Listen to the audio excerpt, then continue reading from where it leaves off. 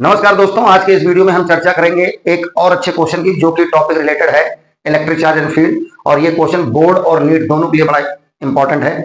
क्या है क्वेश्चन?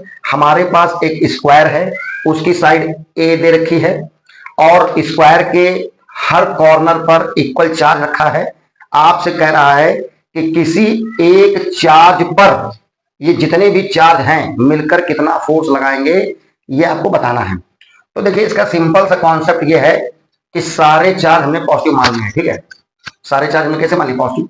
अब आप ये बताइए, पहले आप ये वाला टुकड़ा लीजिए और बताइए, अगर एक कोने पर प्लस क्यू और दूसरे कोने पर प्लस क्यू और इनके बीच की डिस्टेंस ए है, तो बताइए जब ये दोनों चार्ज पॉजिटिव हैं तो दोनों एक दूसरे पर रिपल्सन लगाएंगे। तो हमको तो इस पर लगने वाला फोर्स निकालना है, सी वाले पर। और कौन लगाएगा? डी लगाएगा। अब बताइए, ये वाला चार्ज इस पर कितना फोर्स लगाएगा और किस डायरेक्शन में लगाएगा? तो इस डायरेक्शन में फोर्स लगाएगा। अच्छा, फोर्स लगेगा कितना? फोर्स लग रहा है सी पर, लगा कौन रहा है? डी। तो हम यहाँ पर क्या लिखेंगे? F C D. क्या लिखेंगे? F C D.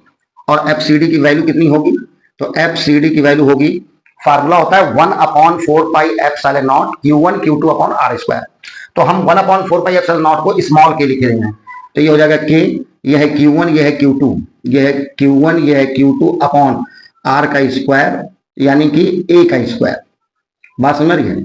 और इसकी डायरेक्शन किधर होगी? इसकी डायरेक्शन यहां पर होगी इस तरफ, ये इसकी डायरेक्शन होगी फोर्स की, ये एफ सी डी। बोलो, ये एफ सी डी की डायरेक्शन होगी बिल्कुल इसी तरह से।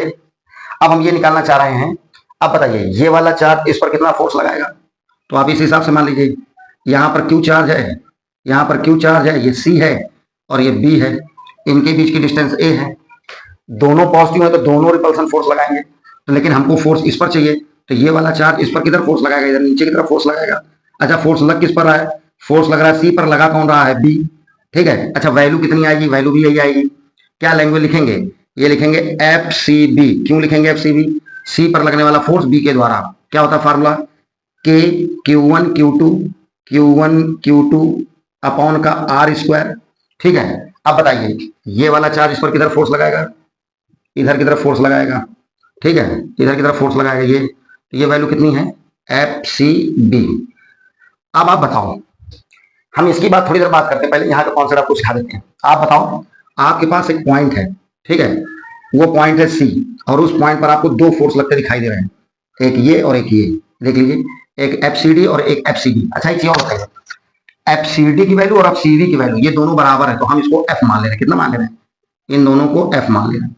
तो बताइए ये वाला फोर्स एफ और ये वाला फोर्स एफ, मतलब इस सी पॉइंट पर ये दो फोर्स लग रहे हैं। अब इनका आपको रिजल्टेंट निकालना है। क्या निकालना है? रिजल्टेंट।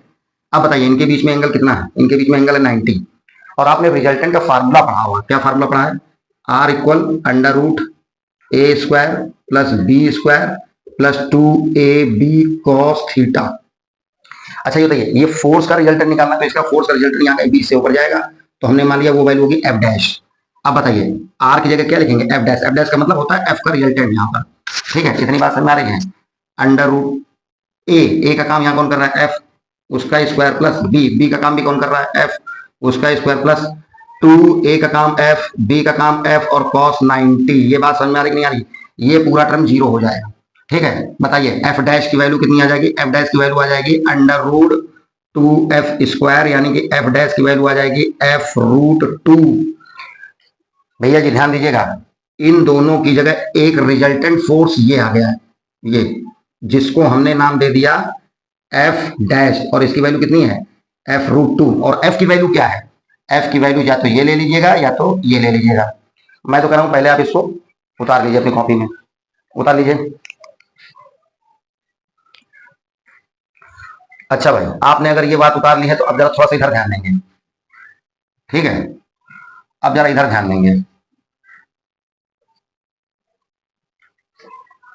अब आप बच्चों ये बताओ, ये वाला फोर्स और ये वाला फोर्स, इनकी जगह तो ये वाला फोर्स आ चुका है। कौन वाला? ये वाला फोर्स आ चुका है। अब आप बताओ, ये वाला चार्ज इस वाले चार्ज पर, जरा थोड़ा ध्यान दीजिएगा, ये वाला चार्ज इस वाले चार्ज, मतलब ए वाला चार्ज इस सी वाले चार्ज पर। अच्छा ये बताइए कितनी डिस्टेंस है? ये डिस्टेंस कितनी होगी बताइए? ये डिस्टेंस होगी ए रूट 2।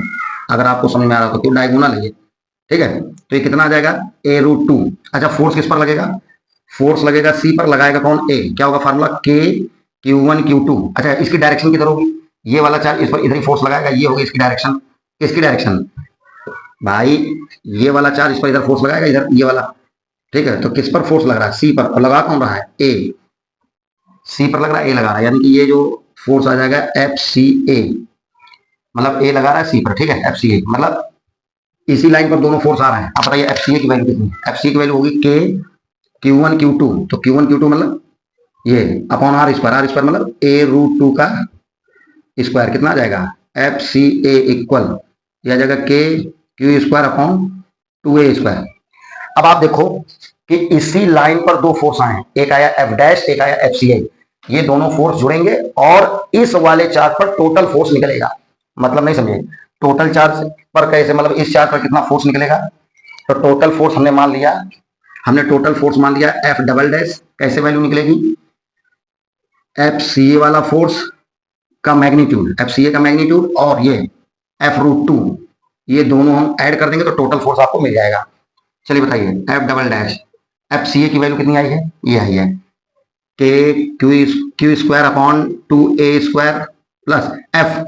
अब हमने एफ की वैल्यू आपको बताइए एफ की वैल्यू कितनी आई थी, अगर याद हो तो ये आई थी के क्यू स्क्वायर अपॉन ए स्क्वायर। हमने बताया ना, दोनों में बोला किसको बताया था, ठीक है। और इसके बाद ये वाला √2, याद आ रहा है कि नहीं आ रहा है, बस अब इन्हीं को सॉल्व कर लो, आपको टोटल फोर्स मिल जाएगा। बोलो भाई, अब आपको टोटल फोर्स मिल जाएगा। तो टोटल फोर्स कैसे निकालोगे, एफ डबल डैश इक्वल के क्यू स्क्वायर अपॉन ए स्क्वायर कॉमन आ जाएगा, ये आ जाएगा 1/2 प्लस √2। यही आपका टोटल फोर्स आ गया। बताओ कौन सा सही है, के क्यू स्क्वायर अपॉन ए स्क्वायर, के क्यू स्क्वायर अपॉन ए स्क्वायर √2 प्लस 1/2, ये वाला सही है। तो उम्मीद करता हूँ बच्चों आपको ये क्वेश्चन समझ में आ गया होगा। थैंक्स।